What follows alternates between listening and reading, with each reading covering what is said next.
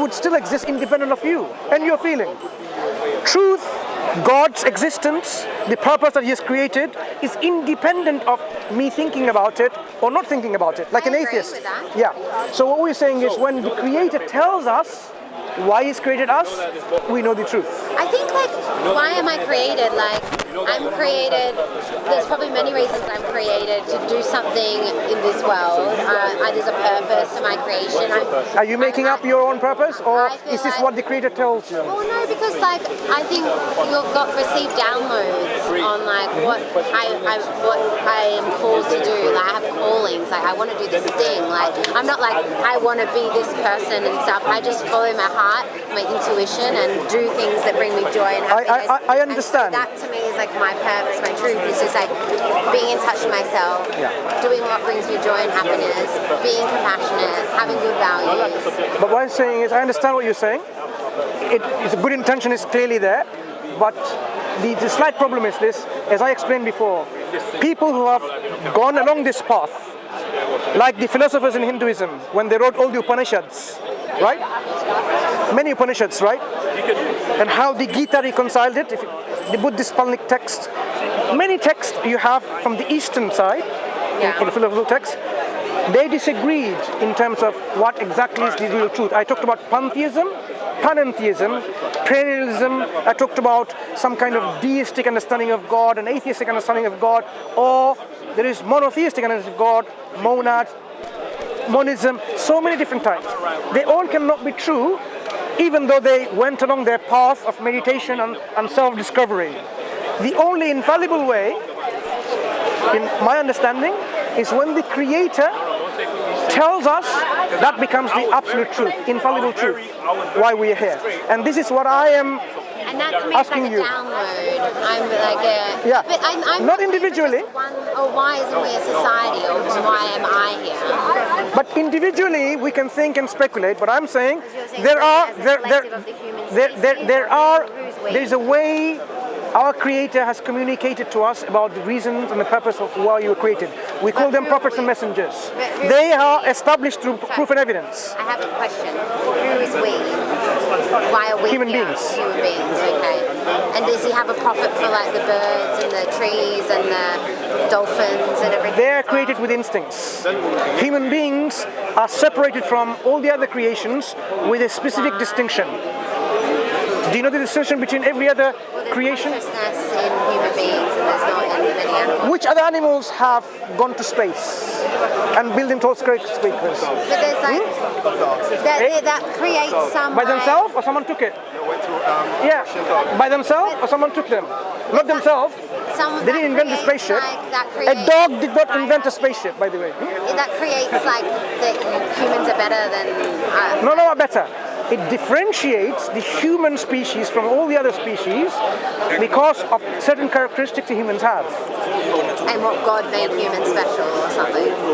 I mean, it's obvious, isn't it? Well, we are special creation. That, like, we're not putting down other creation. About an octopus that fucking can do all just mind our language anyway. No. Like, well, I can do whatever I want, right? Children may be watching, right? Oh, well, that's why. Well, I didn't ask to be filmed. So, firstly, I didn't ask to be filmed either. Did I ask you to be filmed? People are filming. Speakers Corner. Yeah. People all learn from us, and we learn from each other. Yeah. Freedom of speech, basically. I was told that I could say anything on this corner. Octopuses do crazy stuff that has a lot more unique and special in many other ways than us. I think there's a very high intelligence of an octopus, like versus a human. Like, we're all just equal, in my opinion.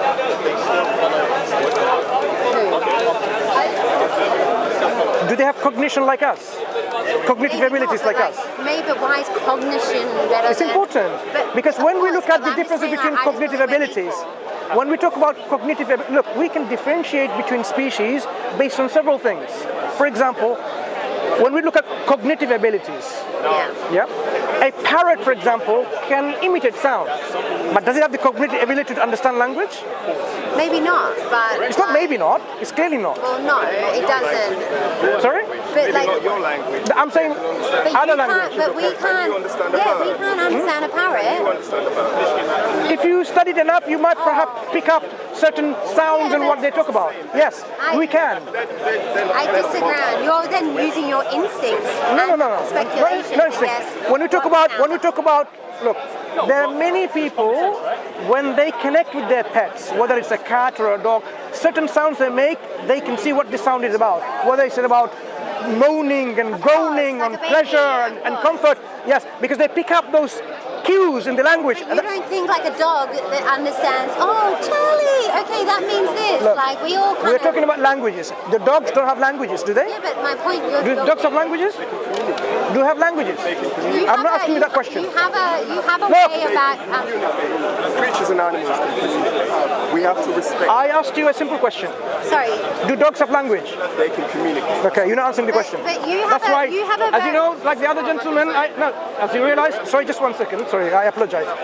Earlier on, I left the conversation, do you know why? Because I don't speak to people who don't answer the question directly. Okay, so I'm not interested in speaking to you. Thank you very much. Anyway, sorry. No, it's okay. Excuse me. That's me. Leave your hands to yourself, right? No, Anyway, fine. it's a I think pleasure speaking to you. Thank you. What's your name? My name is Mansoor. What's yours? Mansoor. Mansoor. Mansoor. I'm Yeah. Jess. Jess, Nice to meet you. pleasure speaking to you. Just think about what I said. If it makes sense, explore further about Islam and speak to our sisters there who can connect with you better perhaps, because they can give you a yeah. perspective, something that I may not be able to give. To be honest, I'm pretty happy with my stuff, but I appreciate the work. There's always better room for improvement, right? Can I give you some feedback? Of course. When you ask questions, there's a lot of like bias and opinion in like you're projecting your views in your question. Is that wrong? Is anything wrong about it? No, but like, What's wrong about it? It's a bit uncomfortable when having a conversation. The way you ask me questions, it's like kind of pushing me down a route, and then like it would maybe the way you ask questions is like a little. Do you want me to? So would you prefer rephrasing the same question a different way? Yeah, it's maybe like a tone. Tone. I accept. The tone. I accept. Questions are helpful. I thank you for your feedback. Because it's just like It's a welcome. It's a welcoming feel feedback. It's Yeah, really no, appreciated. Sorry, I don't mean it from a. No, I really appreciate it. Sometimes our tone can be because just before I spoke to you, this is perhaps a leftover effect. I spoke to someone, I even said, I cannot speak to a clown. So you can see how we can personally get affected by conversation we're having, and it could be because of that conversation, you felt the tone perpetuated. Yes. But I appreciate your feedback. Thank you. Take care. Thank you very much.